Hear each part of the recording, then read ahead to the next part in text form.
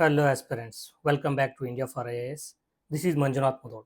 Topic of this video is National Disaster Response Fund. This topic falls under GS-3 paper Disaster Management.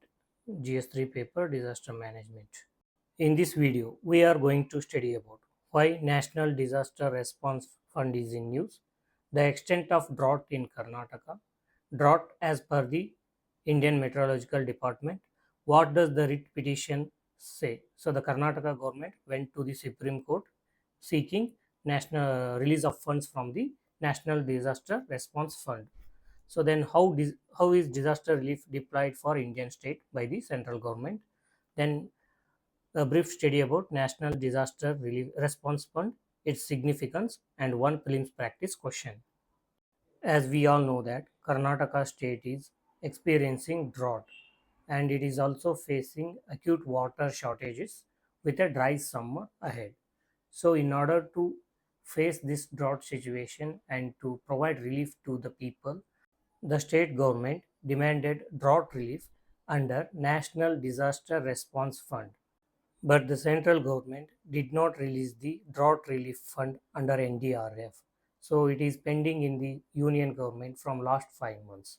So the state government went to the Supreme Court against the union government to get the drought relief fund. ನಮಗೆಲ್ಲರಿಗೂ ತಿಳಿದಿರುವ ಹಾಗೆ ಕರ್ನಾಟಕ ರಾಜ್ಯವು ಬರಗಾಲ ಪರಿಸ್ಥಿತಿಯನ್ನು ಎದುರಿಸುತ್ತಿದೆ. So ಈ ಬರಗಾಲವನ್ನು ಎದುರಿಸಿ ಜನರಿಗೆ ಪರಿಹಾರ ಒದಗಿಸಲು ಕರ್ನಾಟಕ ರಾಜ್ಯವು ಕೇಂದ್ರದಿಂದ ಅನುದಾನವನ್ನು ಬಯಸಿರುತ್ತದೆ ನ್ಯಾಷನಲ್ ಡಿಸಾಸ್ಟರ್ ರೆಸ್ಪಾನ್ಸ್ ಫಂಡ್ ಮೂಲಕ. ಆದರೆ ಕೇಂದ್ರ ಸರ್ಕಾರವು ಕಳೆದ 5 ತಿಂಗಳಿಂದ ಯಾವುದೇ ಅನುದಾನವನ್ನು ನೀಡದೇ ಇರುವುದರಿಂದ ಕರ್ನಾಟಕ ರಾಜ್ಯವು ಕೇಂದ್ರ ಸರ್ಕಾರದ ವಿರುದ್ಧ ಸುಪ್ರೀಂ ಕೋರ್ಟ್ ಮೆಟ್ಟಲೇರುತ್ತದೆ. Now we will briefly look into the extent of drought and water scarcity in Karnataka state. According to a memorandum submitted by Karnataka government to the central government, 223 out of 236 taluks in Karnataka were declared drought hit.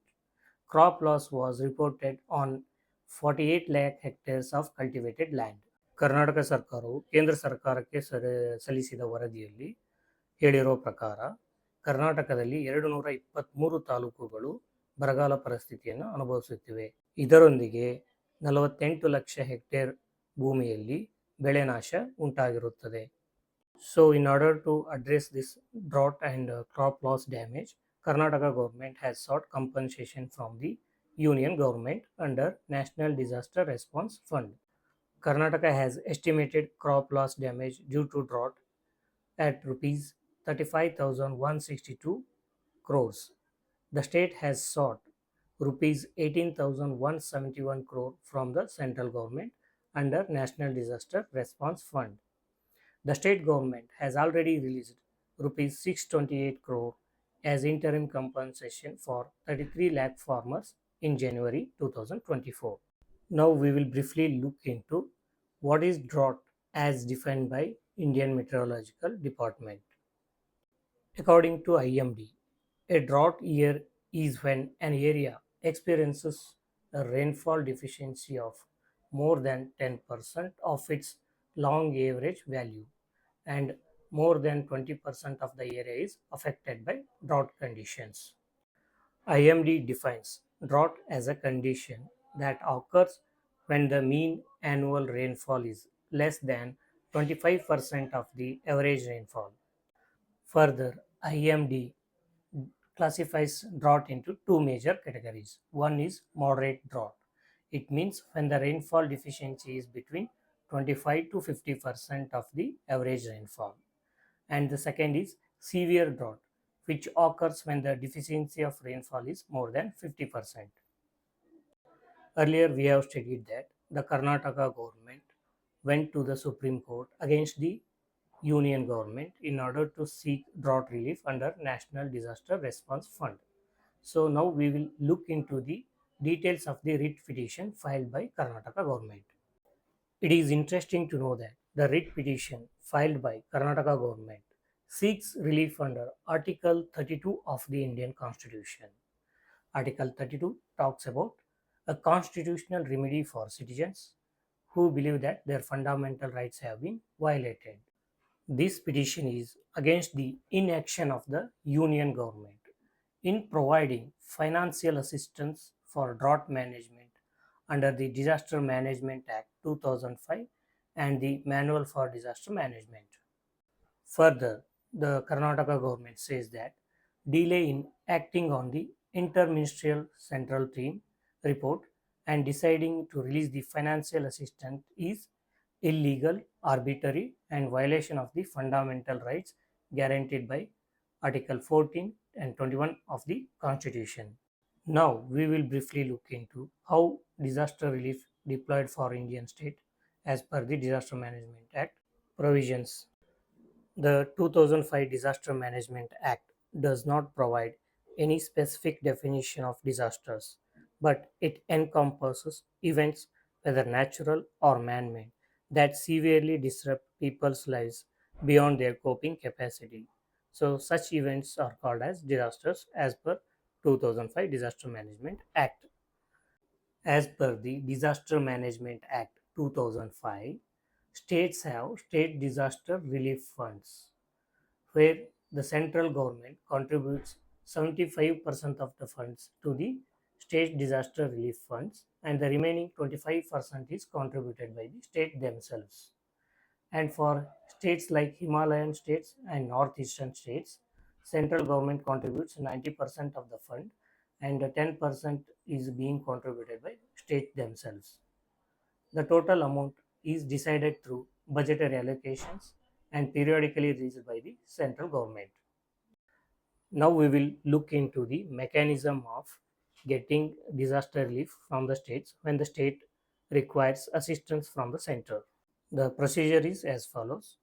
The state government should submit a memorandum detailing the extent of damage caused by disaster.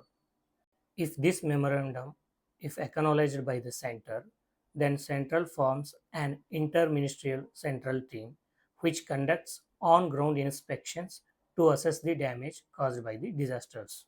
Then a national executive team analyzes the interministerial central team report. So based on the recommendations, a high-level committee approves the release of immediate relief. The Union Home Ministry oversees the utilization of National Disaster Response Fund releases. Now we will briefly look into the National Disaster Response Fund. National Disaster Response Fund established as per the provisions of Disaster Management Act 2005. So this provision is mentioned in section 46 of the Disaster Management Act 2005. So this National Disaster Response Fund is positioned within the public account of Government of India under the head Reserve Funds not bearing interest. Then question arises, what are public accounts? So next we will look into the public accounts. Public accounts are established under Article 266 of the Constitution. So they encompass transactions where the government acts as a banker, such as provident funds and small savings. These funds are not government owned and must be repaid at a later date. Expenditure from the National Disaster Response Fund do not require the parliamentary approval.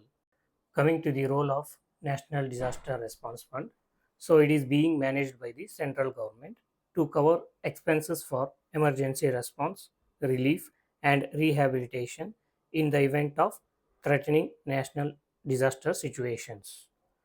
It complements the State Disaster Response Fund during severe disasters if the sufficient funds are not met by the State Disaster Response Funds. Coming to the financing part of the NDRF. So this NDRF fund is supported through the imposition of cess on certain items subjected to excise and custom duties. This is annually approved through finance bill. Currently, the National Calamity Contingent Duty finances the NDRF. It is supplemented by additional budgetary support whenever necessary. The National Calamity Contingent Duty is imposed on goods that are specified in the 7th schedule of the Constitution. So, coming to the significance of NDRF, that is National Disaster Response Fund. So, they are as follows. First one is it provides financial preparedness to address the disasters. The second one is rapid response. It enables quick mobilization of resources to affected areas, which is crucial for saving the lives. The third one being risk reduction and mitigation.